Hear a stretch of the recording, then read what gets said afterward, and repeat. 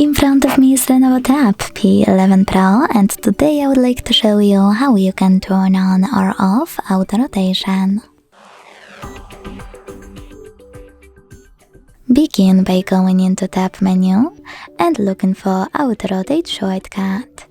When you find it, click on it to turn it on or off. If you want to, you can also go into Devices Settings and scroll down a tiny bit to hit Display. Then scroll down again, this time to click on this switcher next to Auto Rotate Screen feature.